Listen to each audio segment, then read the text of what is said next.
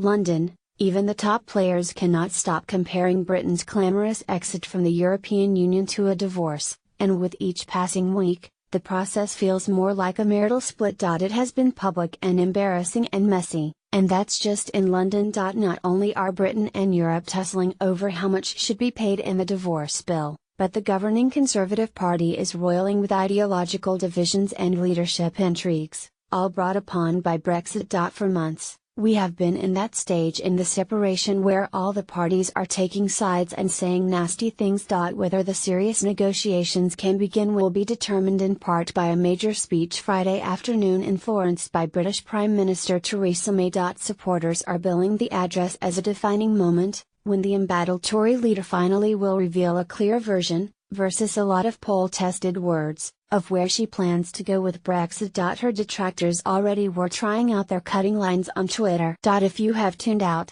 and most of the world has, according to the polls, remarkably little has been accomplished after 3 rounds of talks in Brussels. It has been 6 months since Britain triggered its exit, and the clock is ticking. Brexit is supposed to happen in March 2019. Ready or not. The British talk shows and editorial pages are obsessed with the separation, and who is up and down. But in Europe, not so much, they have moved on. The EU just does not seem that into Britain anymore. Italians feel they're over the wave of immigrants. Spain is facing a separatist rebellion in Catalonia. The French have launched the broadest labour reform in a generation. And in the German election, Brexit was not mentioned in the presidential debates. In the European Commission, at President Jean-Claude Juncker's State of the Union address last week, Brexit merited scant mention. And even there, it was framed as a moment of sadness and regret, not horror, the Guardian newspaper reported.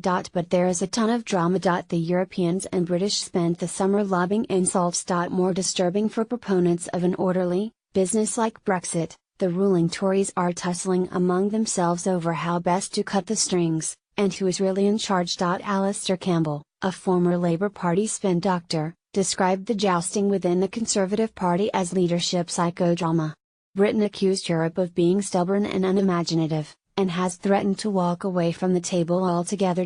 Top EU negotiators say that Britain's actions are vague, unprepared and unrealistic. Not if you have been there. Britain has vowed that London will not be blackmailed into paying a hefty divorce bill, said Liam Fox, Britain's International Trade Secretary.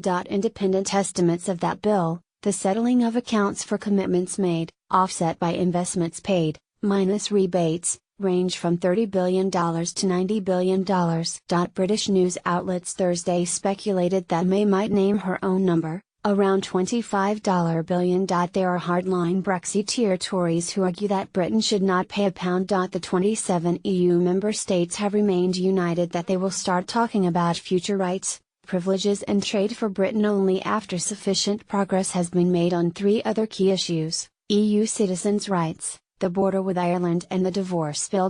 This spin cycle of uncertainty makes British business, and the global houses of finance located in the City of London, twitchy. Not a week goes by without news of a London-based insurance syndicate or global banking firm moving its headquarters to Dublin or Frankfurt. Quick, what is Britain's plan for exiting the European Union? Dunno? Join the crowd, even if you read The Economist. Over the summer, 10 Downing Street issued a raft of position papers, which were criticized for being written in such purposeful vagueness as to be nearly opaque. Stay in the customs union and single market, or scram. The consensus from the May government seems to be get out of both, with a transition period. Yet Tony Blair, the former British Prime Minister and an outspoken critic of Brexit, estimates there is a 30% chance the divorce will not happen. Blair argues that as Britons come to learn more about the Brexit deal, they should have a chance to change their mind. We agreed to swap a house, but we haven't yet seen what the other place looks like, he told the BBC.